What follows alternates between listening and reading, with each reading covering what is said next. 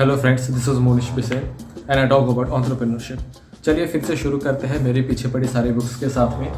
तो जैसे पिछले बार हमने बात की थी कि कॉम्पिटिशन्स के थ्रू हम किस तरीके से स्टार्टअप आइडिया प्रेजेंट कर सकते हैं और एक खुद का स्टार्टअप कैसे शुरू कर सकते हैं, एंटरप्रेन्योर कैसे बन सकते हैं और कैसे हम मेंटरशिप ले सकते हैं, हम एक्सपर्ट लोगों से सीख सकते हैं और फंडिंग ले सकते हैं। तो ये सारी चीज़ों की शुरुआत कहाँ से होती है? तो सबसे पहले हमें क्या करना होता है, हम कंपटीशन में पार्टिसिपेट करते हैं। अब कंपटीशन में पार्टिसिपेट करने से पहले हमें क्या प्रिपरेशंस करनी चाहिए, आज हम इस वीडियो पे इन चीज़ों पे बात करेंगे।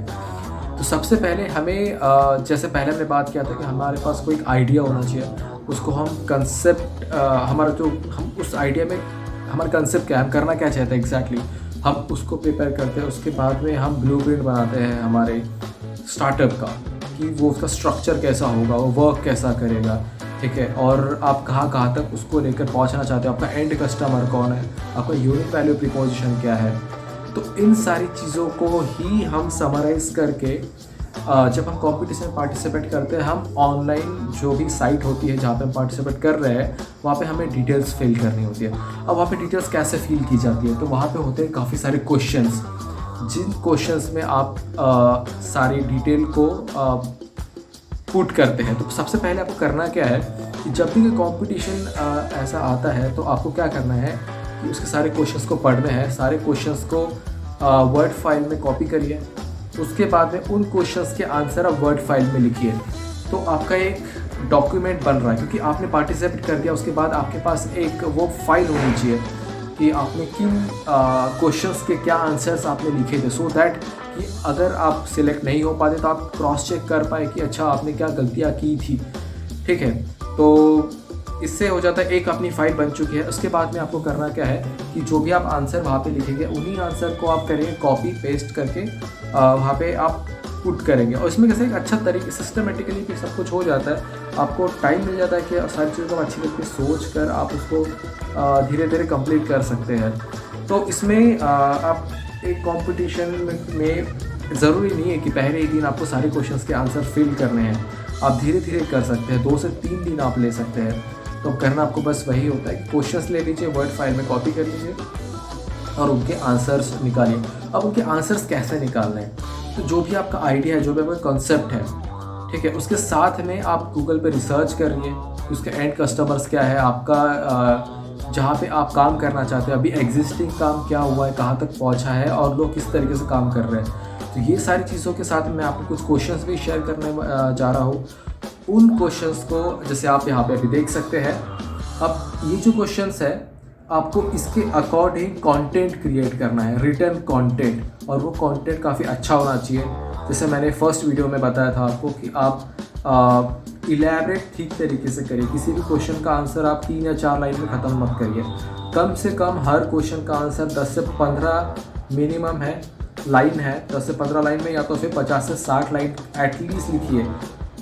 ये होता है कि नॉर्मल क्वेश्चन का, पर जो डिस्क्रिप्टिव क्वेश्चंस इसमें है उसमें आप कम से कम लिमिट होती है 100 to 200, 250 या 500 वर्ड्स की तक लिमिट होती है अलग अलग कॉम्पिटिशन्स में।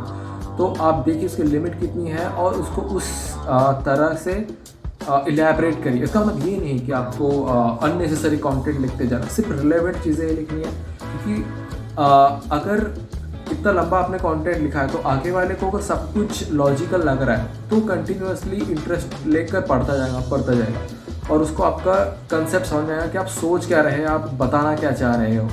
तो ये सबसे इम्पोर्टेंट चीज़ है कि कंटेंट हम कैसे क्रिएट करते हैं। क्योंकि सोचिए कि जैसे अभी जब हम पार्टिसिपेट कर रहे हैं तो जो लोग वो हमारा जो फॉर्म है, वो जो पढ़ने वाले, वो हमें नहीं जानते, वो हमसे नहीं मिले हैं, उनके सामने एक ही चीज़ है, वो है जो आपने कंटेंट प्रेजेंट किया है, ठीक है। वो सिर्फ उसी पे से आपको जज करेंगे। तो आपको यही करना होता है, या फिर बहुत इंपॉर्टेंट हो जाता है कि आप हर एक सेंटेंस, हर एक वर्ड काफ़ी सोच समझ कर लिखें और अच्छा कंटेंट क्रिएट करें। इसीलिए कंपटीशन आने के बाद 15 से 20 दिन का टाइम होता है, कभी कभी कुछ कंपटीशन में 1 महीने का भी टाइम होता है क्वेश्चनरी फिल करने के लिए। तो आप क्या कर सकते हैं, आप टाइम लीजिए, क्वेश्चंस पता चल जाने के बाद आप उसके अकॉर्डिंग सही कंटेंट क्रिएट करिए, उसको बार बार पढ़िए, उसको एडिट करिए, ठीक करिए, इम्प्रेसिव बनाए, सबसे पहले क्या करना है आपको कि आप सबके आंसर अपने हिसाब से नॉर्मल लैंग्वेज में आप उसे लिख लीजिए। अब उसके बाद में सेकंड स्टेज में क्या करिए, उसमें आप और ज़्यादा डिटेल्स कैसे ऐड कर सकते हैं, और ट्राई करिए कि फैक्चुअल चीज़ें आप ज़्यादा ऐड करें कि अभी इंडिया में एग्जिस्टिंग सिचुएशन क्या है, अभी क्या क्या काम हुआ है, फैक्ट्स एंड फिगर्स को इंक्लूड करिए।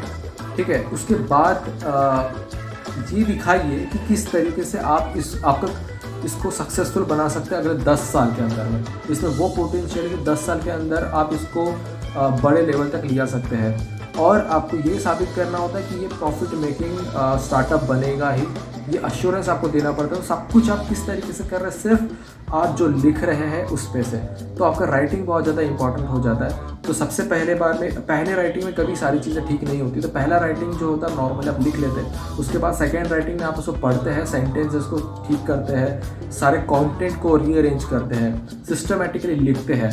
थर्ड स्टेज में आप क्या करते हैं कि उसमें खुद ही आपको लूपहोल्स ढूंढने होते हैं। ठीक है, काफ़ी टाइम ऐसा होता है कि पहली बार आप कंटेंट क्रिएट कर रहे हैं तो हम काफ़ी चीज़ों को इग्नोर कर देते हैं। ओके, इतना सब कुछ से लिखते आके उनको समझ आ चुका होगा, ऐसा नहीं होता है। आप एक बड़ा काम कर रहे हैं, वो लोग एक्सपर्ट होते हैं इन चीज़ों के, तो उनको कॉन्सेप्ट पूरा पिक्चर क्लियर होना चाहिए उनके माइंड में। तो ये एक इम्पॉर्टेंट चीज़ हो जाती है। और उसके बाद में क्या है कि आपका जो रेवेन्यू मॉडल आप जो बनाते हैं उसमें कैलकुलेशन आपका प्रॉपर होना चाहिए। ठीक है, कि आप calculation is very important part, कि आप कितना एक्सपेक्ट कर सकते हैं। अगर आप इतना टारगेट ऑडियंस लेते, इतना कस्टमर लेते, ये मार्केट अगर आप एक्वायर करते हो, तो इस्टीमेटेड एक रफ वैल्यू निकालनी होती है। Obviously you don't know the exact value of it, पर अगर आप फॉर एग्जांपल आपको कैसा करना होता है कि फॉर एग्जांपल यहाँ पे 10,000 पीपल आपके स्टार्टिंग में कस्टमर्स बन सकते हैं, तो इन 10,000 पीपल्स को लेकर आपकी जो भी सर्विस है वो अगर आपकी कस्टमर बन जाती है तो आपका कितना रेवेन्यू हो सकता है पर ईयर, तो आपको पर एनम का एक कैलकुलेशन उसमें ऐड करना है। ठीक है, ये सबसे इंपॉर्टेंट पार्ट हो जाता है। इससे ये पता चलता है कि आपका मार्केटिंग का नॉलेज कितना अच्छा। आपको ये नहीं लिखना है वहाँ पे कि आप मार्केटिंग किस तरीके से कर रहे हो, बट आपके रिजल्ट्स आपको शो करने होते हैं। ठीक है, अब आप इसमें क्या नहीं बता रहे वो ये है कि आप किस तरीके से एग्जैक्टली आपकी टीम काम करेगी। आप सिर्फ बिजनेस का स्ट्रक्चर पूरा एक्सप्लेन कर रहे हैं, आपके बिजनेस में क्या क्या चीज़ें कौन से लेवल में कौन सा काम होने वाला है। ठीक है, तो ये सारी चीज़ों को बहुत ही डिटेल में आपको बतानी पड़ती है, बहुत ही डिटेल। आपको यहाँ पे ये नहीं सोच सकते कि इसको मैं थोड़ा शॉर्ट में अगर बता दूँ तो आगे वाले को आइडिया क्लियर नहीं हुआ तो आपका प्रोजेक्ट रिजेक्ट हो जाएगा। तो उससे अच्छा है कि आप चीज़ों को डिटेल में बताएं। वैसे भी अभी आपके पास कोई दूसरा ऑप्शन नहीं है और आप लाखों रुपए खर्च नहीं कर सकते, करोड़ों रुपए खर्च नहीं कर सकते। सो बेटर ऑप्शन इज़ कि एक अच्छा कंसेप्ट बनाइए, उसको खुद ही एडिट करिए, खुद उसके लूपहोल्स निकालिए, कुछ लोगों से डिस्कस करिए जिनको थोड़ा सा नॉलेज है, और फिर उसको प्रेजेंट करिए और फिर वेट करिए। उसके बाद जब आप सबमिट कर देते हैं उसके बाद कम से कम आपको 1 महीना 1.5 महीना रुकना पड़ता है। उसके बाद उसके रिजल्ट्स आते हैं। कुछ कंपटीशन से 20 से 25 दिनों में रिजल्ट्स आ जाते हैं, आपको मेल आ जाते हैं। उसके बाद में आपको अगली उनकी जो स्टेप्स होती है उसके लिए आप आगे बढ़ जाते हैं। तो ये होता है कंप्लीट सिनेरियो कॉम्पिटिशन्स के थ्रू जाने का। और कॉम्पिटिशन्स के थ्रू जाने का जो ऑप्शन है ये काफ़ी सेफ और काफ़ी बेटर ऑप्शन है, क्योंकि इसमें जैसे बोलते हैं कि इसमें आपको गाइडेंस सही मिल जाता है और आपके खुद की जेब से कुछ खर्च नहीं हो रहा है, आपको खुद पैसा खर्च नहीं करना पड़ रहा है। इन्वेस्टर इन्वेस्ट करेगा और वो सारी चीज़ों को उसको सही लग रही तभी वो इन्वेस्ट करेगा, तो डरने की कोई बात नहीं। आप किसी से लोन नहीं ले रहे, यहाँ पे इन्वेस्टर इन्वेस्ट कर रहा है तो उसको आपको पैसे नहीं चुकाने हैं। आप पूरे एफर्ट्स लगा के पूरी मेहनत से आप स्टार्टअप को खड़ा करके चलाएंगे। इन्वेस्टर का जो आगे का सीन कैसा होता है, आगे क्या क्या चीज़ें होती है, आगे कैसे डील की जाती है, वो सारी चीज़ें के बारे में हम अगले वीडियो में बात करेंगे।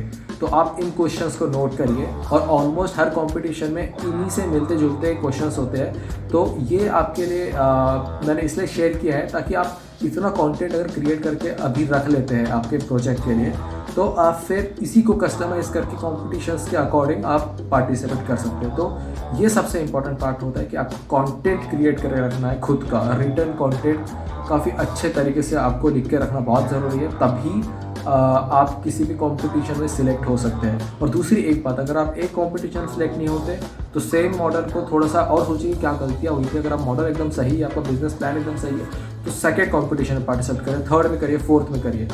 आई एम श्योर कि 1 साल के अंदर में ही किसी ना किसी कंपटीशन में आपका सिलेक्शन हो ही जाता है, अगर आप कंटेंट सही लिख रहे हैं और आपका कॉन्सेप्ट अगर अच्छा है और टेक्नोलॉजी बेस्ड आपका कॉन्सेप्ट है। तो 85% जो कंपटीशन में सिलेक्ट होते हैं प्रोजेक्ट्स, वो होते हैं जिसमें मैक्सिमम टेक्नोलॉजी होती है, ठीक है। और बाकी के जो कुछ होते हैं उनमें फिर भी थोड़ी सी टेक्नोलॉजी चाहिए ही, पर अगर कंप्लीटली टेक बेस है तो उसका सिलेक्ट होने का चांसेस बहुत ज़्यादा है, ठीक है। अगर आपके पास ऐसा कोई बिजनेस मॉडल है जिसमें बहुत ज़्यादा टेक्नोलॉजी इन्वॉल्व नहीं की जा सकती, लेकिन काफ़ी सारी ऐसी चीज़ें होती ही है जिनको टेक्नोलॉजी के साथ किया जा सकता है, और हमें टेक्नोलॉजी के को अवॉइड करने का कोई रीज़न ही नहीं है हमारे पास, जबकि इन्वेस्टर इन्वेस्ट करने वाला है उस चीज़ में, तो हमें टेक्नोलॉजी डेवलपमेंट नहीं करना है। तो टेक्नोलॉजी क्या हो सकती है, कैसी होनी चाहिए, ये तो हम सोच ही सकते हैं, और इन पर्टिकुलर काम को टेक्नोलॉजी के साथ करें। टेक्नोलॉजी का मतलब ये नहीं कि आप अकाउंटिंग एंड अदर चीज़ों को टेक्नोलॉजी के साथ करें। आपका जो कोर प्रोजेक्ट है, जो आपका स्टार्टअप प्लान है, उसमें आपने कहाँ टेक्नोलॉजी को यूज़ किया है, क्योंकि टेक्नोलॉजी से चीज़ें ईजी हो जाती है और कम समय में कंप्लीट हो जाती है। तो टेक्नोलॉजी के साथ किए हुए प्रोजेक्ट डेफिनेटली सिलेक्ट होते हैं। Thank you so much.